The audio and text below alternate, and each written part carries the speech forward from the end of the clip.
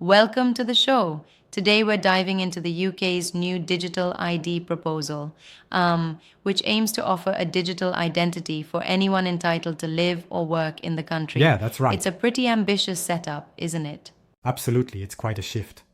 So, basically, the government's idea is to have a digital ID hosted on smartphones, correct? Exactly. The idea is that you'll download an official app or a digital wallet if you prefer, and there it'll hold all your crucial details, like your photo, name, date of birth, nationality, and residency status. And then you use that when, say, an employer or a landlord needs to verify your right to work or rent. Yeah. I like that the check returns a simple yes or no. That simplicity seems to be aiming for a smooth user experience. But don't you think it might be a bit oversimplified? You might be onto something there, because while it cuts back on the hassles, it also raises questions about the types of data being processed and how secure all that info is. I Right, mean, security is a a big central issue. government database is bound to be a tempting target for cyber attacks, isn't it? Yeah, that's definitely a concern. And aside from security, there's the argument that such a system may only impact formal employment. Correct. Proponents argue that by mandating a digital right to work check, illegal employment will be curtailed, mainly in the formal job market. But critics say that many people working without proper documentation are in more hidden circles, so the solution might not be as all encompassing as it sounds. True, right? And it's interesting because the system won't really stop all illegal immigration. It's primarily about making it harder for those without the proper status to access formal jobs. Exactly. It's like, when a security system only locks the front door but leaves the back door open?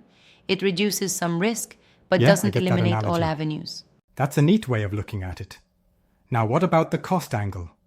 I heard the estimates are ranging quite high. Absolutely. The investment is expected to be between 100 and 400 million pounds, and that's essentially funding for a national verification system built from scratch. Sounds like a Right, hefty right. price tag, notably when past digital projects have often overshot their budgets. True.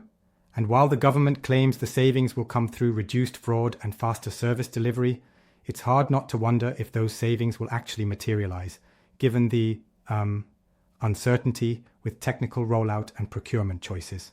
And let's not forget the possibility of extra costs if the project scope expands after launch. It's a real gamble sometimes when public tech projects face unexpected Definitely, complications. that's a risk. Now, switching gears a little, what about the privacy and security risks? There's been a lot of chatter from civil liberties groups. Yes?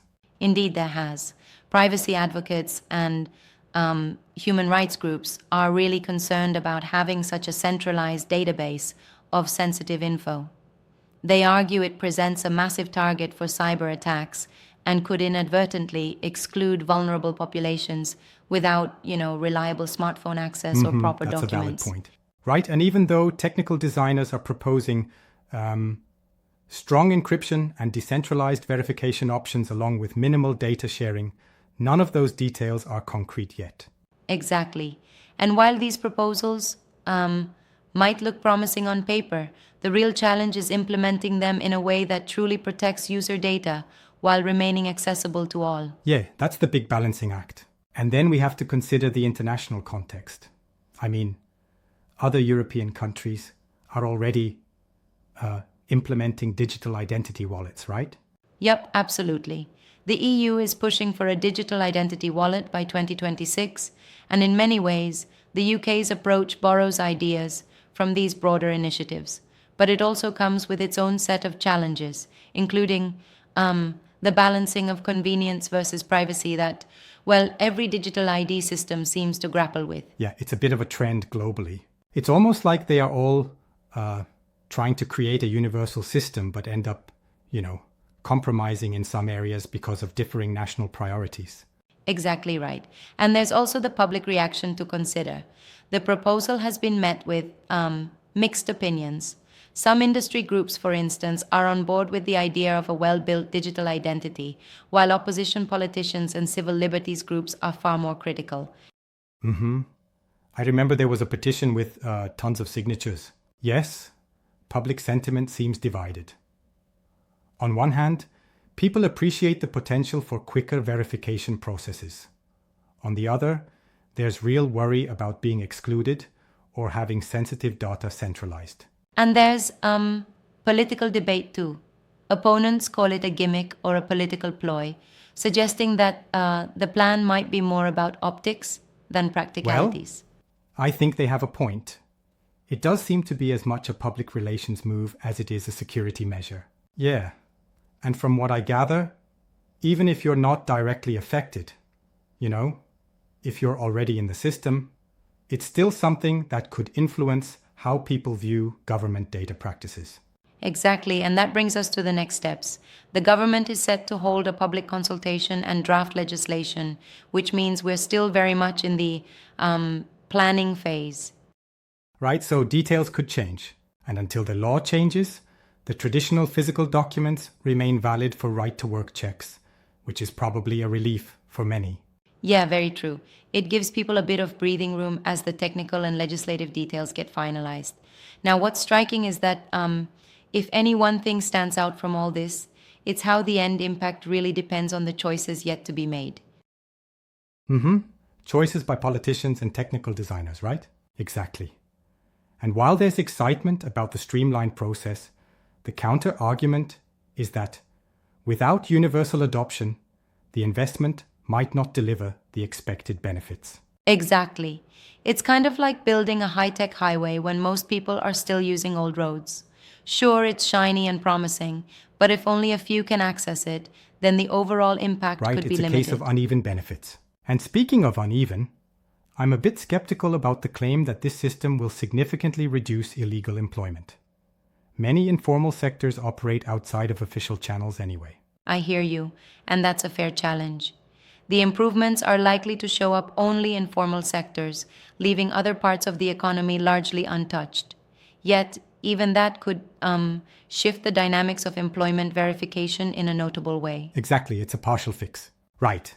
So in a nutshell, it promises convenience and stronger verification, but not without the trade-offs of privacy risks, potential exclusion, and significant cost overruns. And let's not forget the overarching theme. The impact of this digital ID really hinges on the upcoming legislative details, enforcement, and ultimately public acceptance. Yeah, that's the million-pound question. And you've got various stakeholders, from government agencies to civil liberties groups and industry experts, all weighing in, which means the debate is only going to get more heated in the coming months. Exactly. And sometimes it feels like we're watching a high-stakes game of chess, where every move by the government could have unpredictable results. Right. So whether this digital ID becomes a win for efficiency or a cautionary tale in privacy will, in the end, depend on the finer details that are yet to be ironed out. So true. And as this project moves forward, it's critical for the tech designers, lawmakers, and the public to keep an open dialogue. We need to, constantly assess whether the benefits truly outweigh the risks. Absolutely. Feedback loops are essential. I guess the takeaway here is to stay informed and engaged, since, like you said, the project is still evolving. It's not set in stone yet. Right on. And for those concerned or curious, keeping an eye on the official consultations and the legislative process will be key. It's all about ensuring that the system protects both efficiency and individual rights. Indeed. Well, this has been a really insightful discussion. I appreciate the deep dive into the digital ID proposal and the nuanced perspectives on its potential impact. Yeah, it's been great unpacking all the layers, from the technical workings to the broader political and social implications. It's like peeling an onion, so many facets to consider. Exactly, so many layers. Thanks for the engaging session. It certainly leaves us with lots to think about as the digital future unfolds here in the UK. Absolutely. Thanks for tuning in. Stay informed and keep the conversation alive as these developments take shape.